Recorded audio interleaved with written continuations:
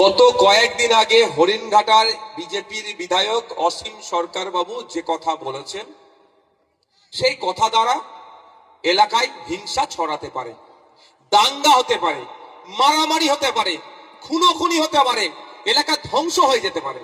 মারামারি করে নিজেদের মধ্যে সমাজকে ধ্বংসের দিকে ঠেলে দেওয়ার মতো বক্তব্য দিয়েছে। এতক্ষণ মমতা ব্যানার্জির উচিত ছিল রাজ্যের মুখ্যমন্ত্রী, আমাদের অভিভাবিকা তো উনি, আমার অভিভাবিকাটা মাথায় রাখবেন। আমি ওনার চরম বিরোধী, কিন্তু আমার অভিভাবিকা মানতে আমি বাধ্য, কারণ মানুষের ম্যান্ডেটে উনি পৌঁছেছেন। উনি আমাদের সবার দায়িত্ব ওনার মাথায় অর্পণ করেছে মানুষ ভোট দিয়ে। তো ওনার উচিত ছিল এতক্ষণ ওনার নামে অভিযোগ দায়ের করে পুলিশ সুমোটো করে ওনাকে তুলে জেলের মধ্যে রাখা।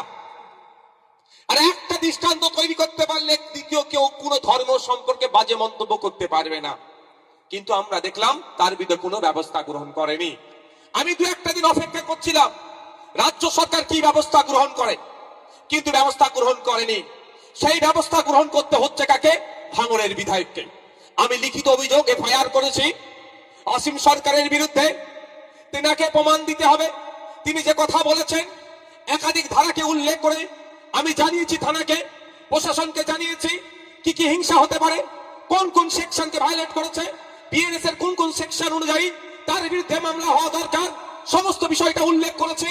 মমতা ব্যানার্জি তার পুলিশের যে কাজটা করার দরকার ছিল, ভাঙড়ের বিধায়ক হিসাবে আমি সে কাজ করেছি। এরপরেও যদি ব্যবস্থা গ্রহণ না করে আমি আপনাদের জানিয়ে দিতে চাই আমি আইনের দ্বারস্থ হব, কোর্টের মাধ্যমে এটা আমি বোঝাপড়া করে দেব। কারণ সংবিধান যেখানে ধর্মচারণের স্বাধীনতা দিয়েছে, ধর্ম পালনের স্বাধীনতা দিয়েছে, ধর্মীয় কাজকর্ম করার স্বাধীনতা দিয়েছে, সংবিধান কোন জায়গাতে অন্য ধর্মকে নিয়ে কুরুচিকর মিথ্যা অভিযোগ, যে অভিযোগ তুললে ধর্মে ধর্মে আঘাত লাগতে পারে, হিংসা ছড়াতে পারে, এই ধরনের কথা বলার স্বাধীনতা দেয়নি।